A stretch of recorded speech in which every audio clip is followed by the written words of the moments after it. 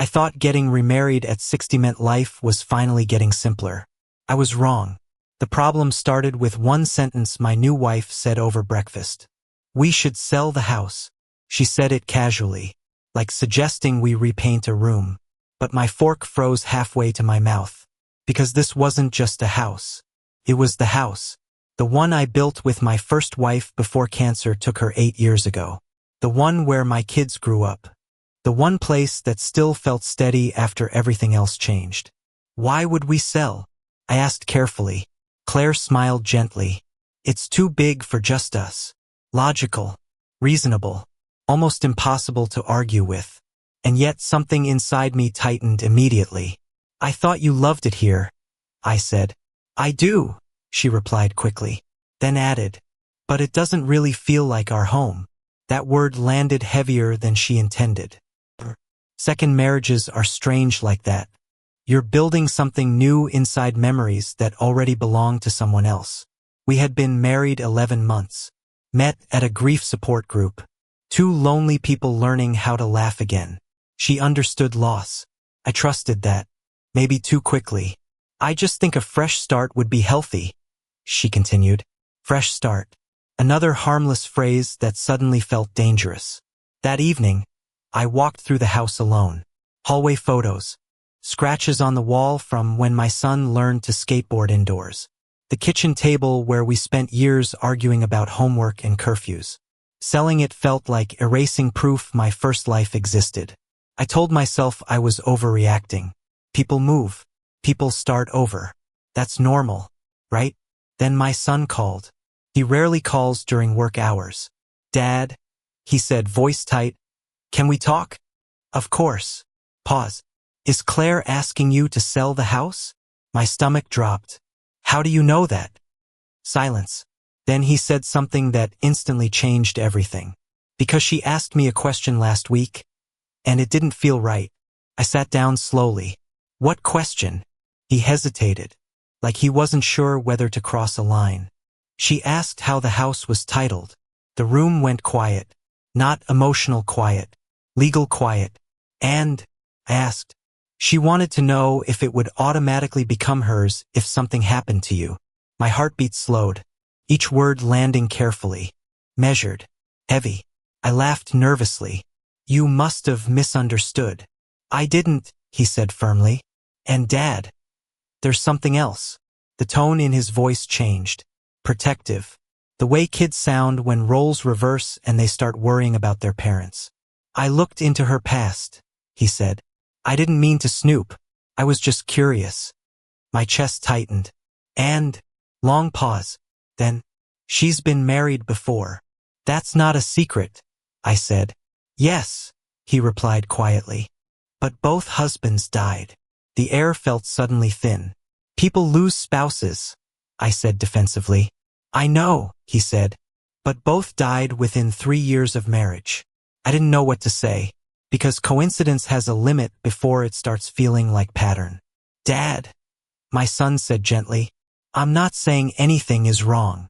Pause. "I'm just saying, maybe don't sell the house yet." That night, Claire asked again. "So, have you thought about it?" I looked at her across the dinner table. Warm smile. Soft eyes. The woman who helped me believe happiness was possible again. And for the first time, I wondered what I didn't know about the person sleeping beside me. Then she added one more sentence. One I couldn't stop thinking about. "We don't need to rush. But decisions like this matter for the future." The future suddenly sounded less comforting and more strategic, because what I didn't know yet was that selling the house wasn't the real goal. It was only the first step. I didn't confront Claire that night, not because I trusted her completely, but because suspicion spoken too early destroys more than truth. Instead, I lay awake next to her, listening to her breathing. Steady, calm. A woman who had held my hand through grief, who had cried with me on the anniversary of my first wife's death. Could that same woman be calculating something? Or was I letting fear rewrite reality? The next morning, I called my son. "Send me everything you found," I said. He hesitated. "Are you sure you want to see it?" "No, but yes." By noon, I had a folder in my email. Public records, obituaries, marriage certificates, death certificates. It felt clinical, cold. But numbers don't lie. Or do they? First husband, Mark Delaney. Married 3 years. Died of heart failure. Second husband, Richard Lawson. Married 2.5 years. Died in a boating accident. On paper, tragic but not criminal. Yet the timing, 3 years. 2.5. And now we were approaching our first anniversary. I stared at the dates for a long time. Patterns are powerful things, even when they're coincidence. That evening, I asked casually, "Claire, why did your first husband pass away so young?" She didn't flinch. "Congenital heart defect," she replied softly. She had told me before, but hearing it now felt different, more detailed. "And Richard?" I asked. She paused slightly. "Boat malfunction. The investigation ruled it accidental." Her answers were steady, prepared. But that didn't mean deceptive. Sometimes trauma makes people memorize the details. "Why are you asking?" she said gently. I forced a small smile. "Just thinking about life insurance. We're not getting younger." She laughed lightly. Morbid breakfast conversation. But her eyes searched mine longer than usual. That night, I drove past the marina where Richard's accident happened. I didn't know what I expected to find. Guilt doesn't leave fingerprints, and suspicion doesn't leave evidence. I called an old friend who used to work in insurance claims.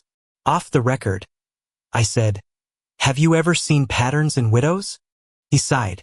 "People look for patterns because randomness is terrifying." Pause. "But actual fraud? Rare." That didn't comfort me. Complicated things. The next day, something happened I didn't expect. Claire came home early. Quiet. Distracted. She sat down across from me. "Did your son talk to you?"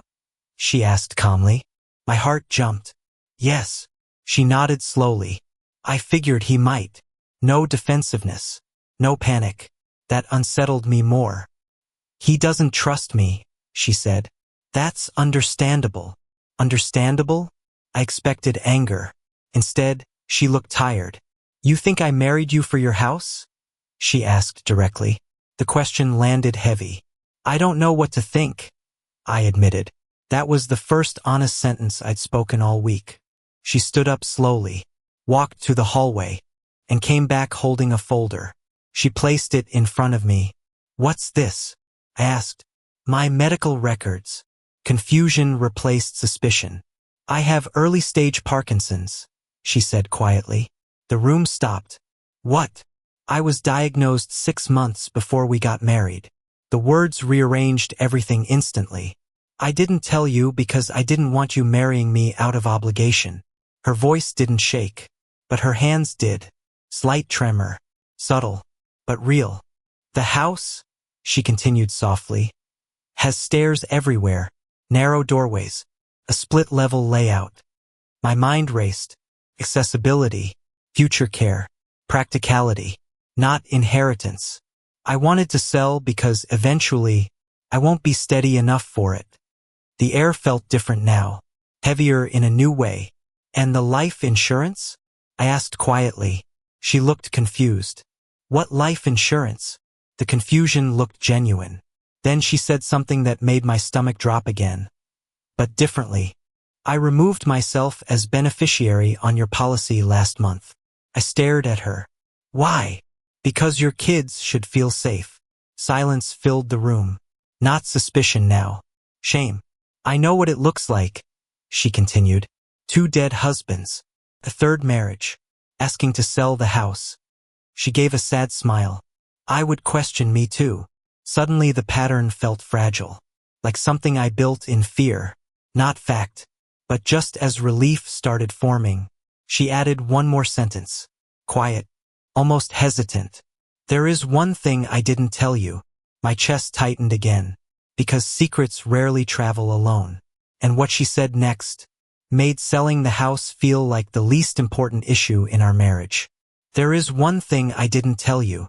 Those words hit harder now than when I first suspected her. Because suspicion had already exhausted me.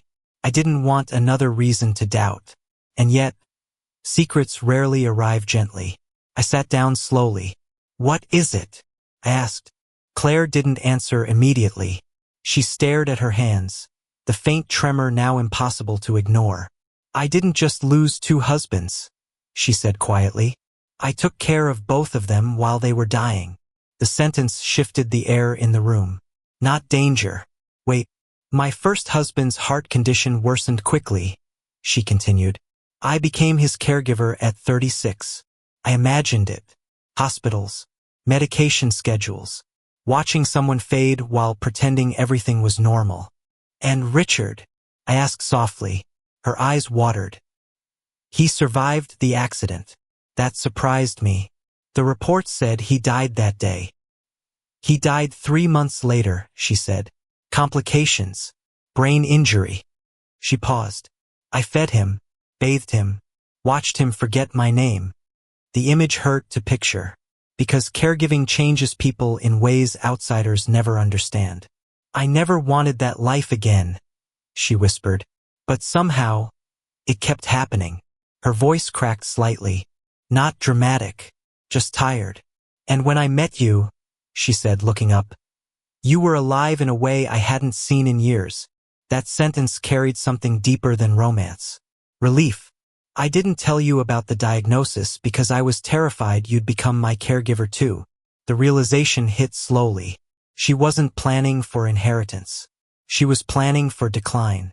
"I wanted us somewhere smaller before things got worse," she said. "So you wouldn't feel trapped later." Trapped. The word stung. Because my first marriage had ended with years of hospital rooms. I knew exactly what she meant. I leaned back, overwhelmed. All week I had been building a story where she was calculating. But what if she was protecting me? "Why didn't you trust me with this?" I asked. She smiled sadly. "Because love makes people promise things they don't fully understand."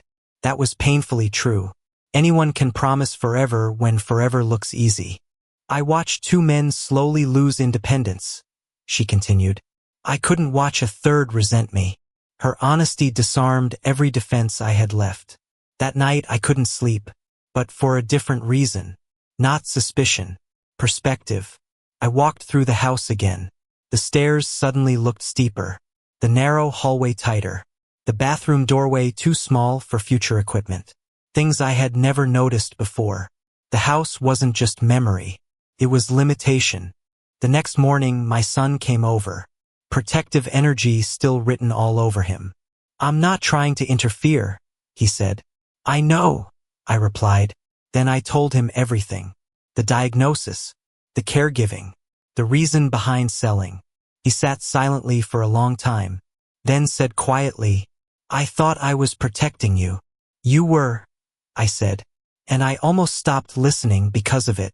For the first time, we were all seeing the same picture. Not conspiracy, fear. 3 people trying to protect each other without sharing the full truth. That evening, Claire joined us for dinner.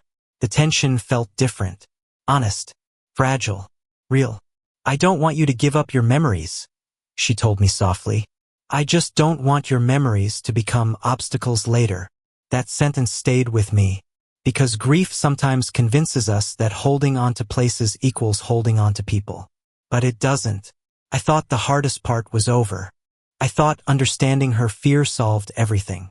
I was wrong, because 2 weeks later, a letter arrived from her neurologist, and what it revealed changed the timeline completely. The letter arrived on a Tuesday morning. Plain envelope, medical center logo in the corner. I almost left it unopened on the counter. Medical letters had never brought good news into my life. But Claire noticed it immediately. Her face changed before she even opened it. Like she already knew. She read silently. Too silently. Then sat down. "What is it?" I asked. Her hands trembled more than usual now. "The progression is faster than expected," she said quietly. The words felt clinical, detached. But the meaning was clear. Time had shortened. "How much faster?" I asked. She hesitated. "Maybe 5 years before major mobility loss." 5 years. The number echoed in my head. 5 Christmas mornings. 5 summers. 5 ordinary Tuesdays. I waited for fear to hit me. Instead, something else arrived. Clarity. All week I had been fighting to protect a house. Walls. Floors. Memories frozen in place. But suddenly I understood something. Memories don't live in buildings. They live in people still here. That night, I sat alone in the living room surrounded by photographs. My first wife smiling at a birthday party. My kids as teenagers. Decades of life contained in frames. I realized I wasn't protecting the past. I was hiding inside it. Claire came and sat beside me. "I don't want your life to become smaller because of me," she said softly. I looked at her. "You're not making it smaller," I replied. "You're reminding me it's still moving." The next morning I called a realtor. Not because she asked again. Because I finally understood why she had asked the first time. My son arrived while we were packing old boxes. He watched quietly. "You sure about this?" he asked. I nodded. For the first time. He smiled slightly. "I think Mom would have approved." He meant my first wife. And strangely, I believed that too. We didn't erase the past. We carried pieces of it. Photographs, furniture, stories. But we stopped living inside a museum. The new house was smaller. 1 floor, wide doorways, sunlight everywhere. It didn't feel like loss. It felt like preparation. Months passed. Some days were normal. Some days harder. The tremor grew slightly stronger. But laughter still filled the kitchen. And I realized something unexpected. Knowing time is limited makes ordinary moments louder. More valuable. One evening, Claire asked quietly, "Do you regret marrying me?" I didn't hesitate. "No," she smiled, even through fear. "I was scared you'd see me as a burden someday," she admitted. I shook my head. "You trusted me with your future." Pause. "That's not a burden. That's love." We sat watching the sunset through the new living room window. Different house. Same feeling. Peace. Sometimes we mistake protection for love. We protect memories. We protect routines. We protect ourselves from change. But real love isn't about preserving what was. It's about choosing who you walk forward with. I thought selling the house meant losing my past. Instead, it taught me something my son understood before I did. Home was never the place I refused to leave. It was the person I chose to stay beside while time kept moving.